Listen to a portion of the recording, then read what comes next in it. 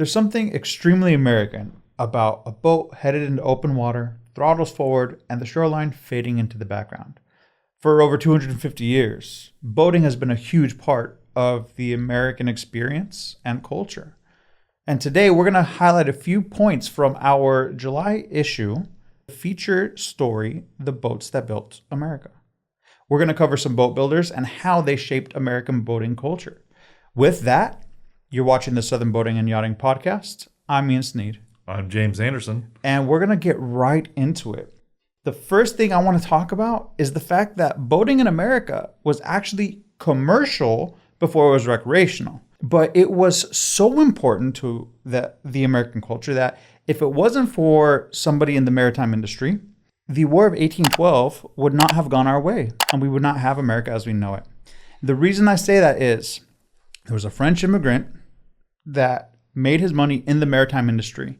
He ended up financing so that the U.S. wouldn't go bankrupt the War of 1812. And that's the only reason we were able to win that war. So America today would be completely different if it wasn't for boating and boaters and yachtsmen and people that love being out on the water, which is what our magazine is about, which is what our podcast is about. It's about people like you.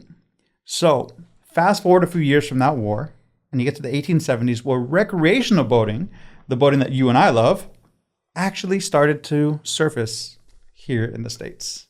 That's where I'm going to hand it off to James. Boating really recreational made the crossover after Hershoff Manufacturing, and Nathaniel Hershoff won a couple of sailing cups. After that, it took off. The next thing after those World Cups is gasoline engines arrived, which just changed really the world in boating. Not just the efficiency, but the cost came down too. And the skill level too, to learn how to sail versus to learn how to powerboat. Right. Different. Totally different. But we get into one of the very first ones, and I think one of the ones that most people, when they think about history of boating and the start of recreational boating, they immediately go to, right? That's Chris Craft. Remember all the wooden boats that we see in pictures, and we still see them at boat shows. And I was just drooling over one yesterday with a broker that has 6 of them for sale because we were comparing VIN tags on the one that he has and the one that my grandfather had. So Chris Craft was started by Christopher Columbus Smith, and it started in Algonac, Michigan in 1874. He was 13 years old when he built his first boat. That's crazy. Do you see any 13-year-olds today building a boat? You see them playing video games. So in the 1920s and 30s, polished mahogany runabouts became a status symbol for the American boats, right? And that's what we were just talking about. This is all of those wooden boats that we see in these pictures. Then he got into, the stars had these boats. We saw the likes of Frank Sinatra, Dean Martin, Elvis Presley with Chris Crafts, right? Your grandpa. And that's my grandpa, right? Yeah. An icon to me. And it's one of those things that when you see the stars doing it, you want to do it. But then what's really interesting about Chris Craft is because they started this so young, they also played an integral part, just like what you said with the War of 1812, right? And its relationship to the marine industry. Chris Craft has a relationship that's very, very similar. They stopped producing their boats and started building boats for the U.S. during World War II. And they built the likes of 12,000 patrol boats during that time period to help the war effort.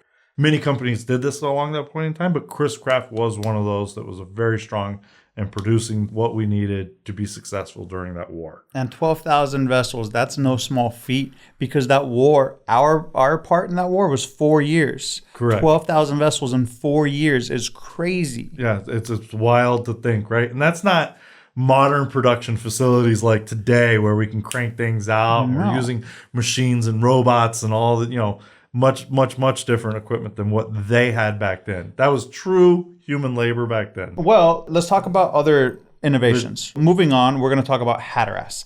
Hatteras is based, well, I don't want to say based, but it comes from Cape Hatteras in North Carolina, which a lot of people recognize as the graveyard of the Atlantic. There's a lot that goes on up there that create unfavorable conditions. So in 1959, Willis Lane, who was a textile manufacturer and an avid angler, and mind you, anglers have led to a lot of innovations in the boating industry. So there's got to be a huge shout out to pretty much every angler out there. But he was an avid angler. He introduced his vessel, Nitwits, which was a 41-foot fiberglass yacht.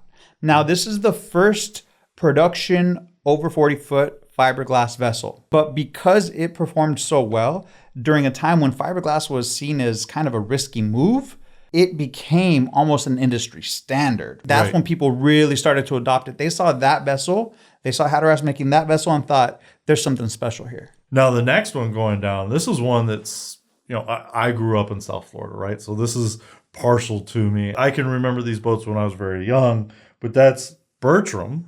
And what they brought to the marine industry was the Deep V. And what's very, very interesting about this, Richard Bertram, which is out of Miami, inspired naval architect C. Raymond Hunt's Deep V hull design. And they built the very first moppy. What they noticed is how easily this moved through the water. Now it's cutting through the water with this design. And that changed everything in our industry, and just about everybody that produces boats to this day still utilizes the base of that technology that was developed then. It's wild to think about how influential that was. Oh, dude. I mean, that was, besides fiberglass, this is one of the next great inventions in the marine industry that just changed everything and everybody adopted it.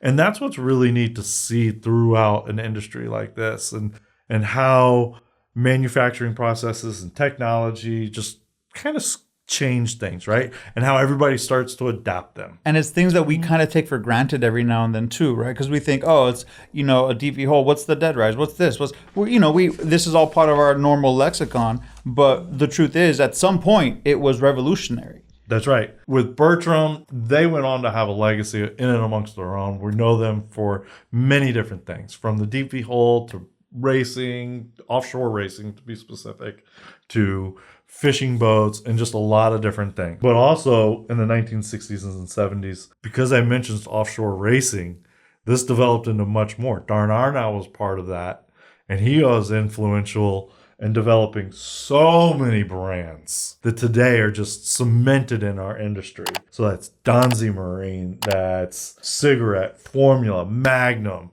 right? Some of these brands are still around. It's amazing what that brought and just how it shaped the industry. And now we see it in everything. Now, another innovation that I really like is something that led to this company being known for this. The unsinkable legend. That's, you say that, and if you're a boater, you know exactly what I'm talking about.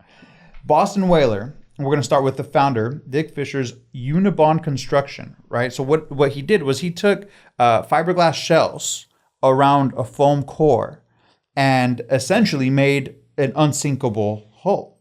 So much so that there's videos, you can go search, you'll find tons of videos of them literally being in the water and taking a chainsaw and cutting the vessel in half, separating the bow from the rest of the vessel, and then still using the vessel. That's right. It stays afloat.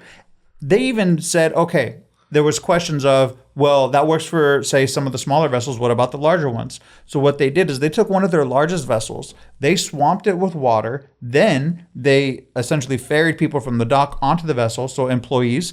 They filled the vessel with people. They even have the side door open, and it's still afloat.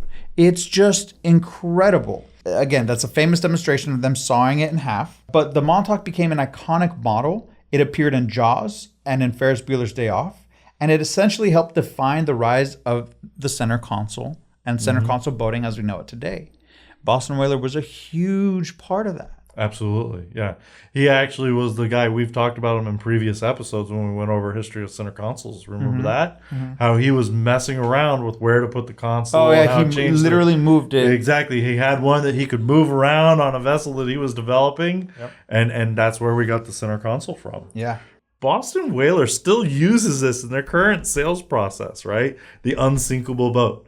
Because on their display, they have a boat cut in half. It's really kind of neat that they still use that. Well, I mean, I would too. I would too. Yeah, it's nice to have something unsinkable, believe me. From the marketing side of things, it's great. So moving on, we'll get into one of the brands that has really, really helped shape the sport fisherman, and that's going to be Viking. So Viking was founded in 1964 in New Jersey by brothers Bill and Bob Healy, and they bought a struggling boat builder at the time. What they've done with Viking is absolutely unbelievable. It is pretty much the standard of the industry. Cutting edge technology, cutting edge designs, and they've even expanded from Viking to Valhalla with the new center console line, and are just building unbelievable and beautiful boats. What I think is really smart is that they vertically integrate, right? So when you work with them and their vessel, if you need something, chances are they can be the very same people that are helping you, instead of, say, having to go find a different, installer and a different company to fill in this one device. Like, no. Like, they do really well at taking care of their owners. Yes. So if they're reaching out for somebody to build them something, they're going to be part of it, right? Exactly. They're going to be helping that individual along the way and possibly even become part of Viking. So we're going to move on to a company that we're also very familiar with, Grady-White, who was founded in 1959 in North Carolina. They have the signature CV, well, it's squared, right? CV squared. CV squared. Yeah. CV squared hull, which creates a smooth ride in rough conditions. But what I love about what Grady-White did is they took the concept of fishability, right? Extreme fishability. So for avid anglers. And then they added family comforts so that you have one vessel that could be multi-purpose in a way that had not been done at that time. And so they created what I would say is the modern concept of boating, of having both the fun and family vessel in one. That was Grady-White.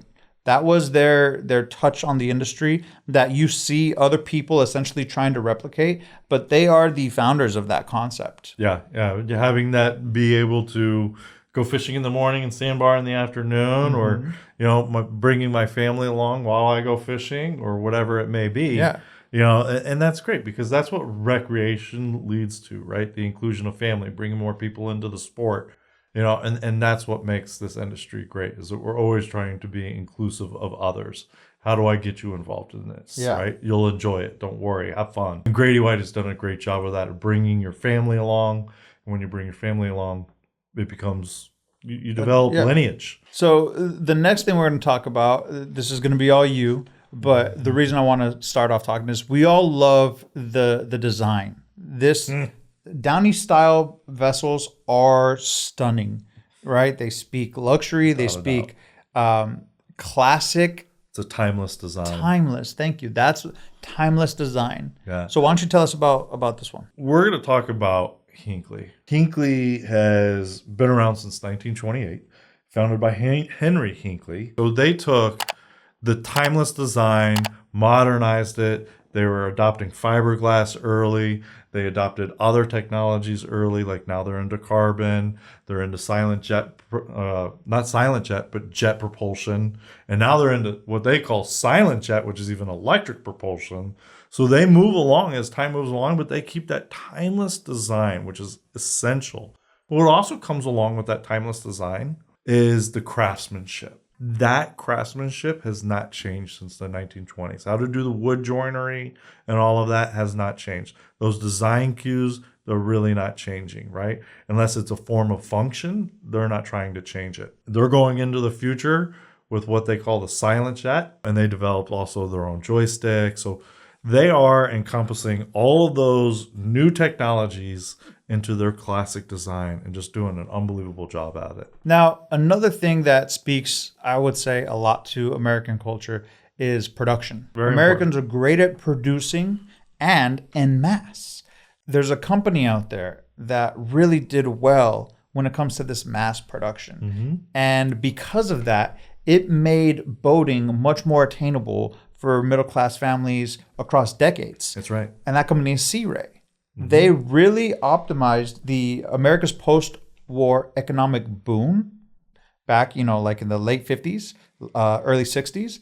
They took that and they ran with it. And because of that, because of companies like Sea Ray, boating became very commonplace. Yes. Whereas before it was something that it was either skilled, and then gas came into the mix, and then it was a entry point as far as pricing, was a different barrier, and then there was technologies that were different barriers, and then so there was a lot of things that were barriers, and then companies like Sea Ray that saw an opportunity for mass production were able to actually get more boats in American households, right, or at an American household. So Sea Ray in doing that, helped define the express cruiser category, which is a staple in boating culture now. Before, you would see wealthy people with vessels, and then because of companies like Sea Rate, now you see everybody has the chance, right? And people took that idea and they ran with it. Now they make different sizes, different types, different entry points as far as pricing. I think what's important to take note from what we just talked about is this is just a sample of some of the companies that had an impact on the marine industry. There's a lot more than what we just went over, and there's a lot more technologies that we've developed, like vinyl ester, infusions. You know, just because you didn't hear one of your favorite brands doesn't mean that they didn't produce something that helped push the boating industry along. Yeah, 250 years is a lot to cover. Okay, so we gotta just find something that we can fit into a package. Right. It's one of those things that it's just everybody in this industry has always played their part, and that is what is so unique about the marine industry, because we do adopt other people's. It's not like you know, one company is going to say, well, that's their technology. We don't use their technology, even though it's like the best, you know. Right. See, but a part of that comes with the fact that boaters, this is something I love about the boating community, boaters help other boaters out. And so that, I think, influences how business is done a lot of times. Don't get me wrong. Yeah, they're a competitor, but that piece of technology makes boating safer for everyone.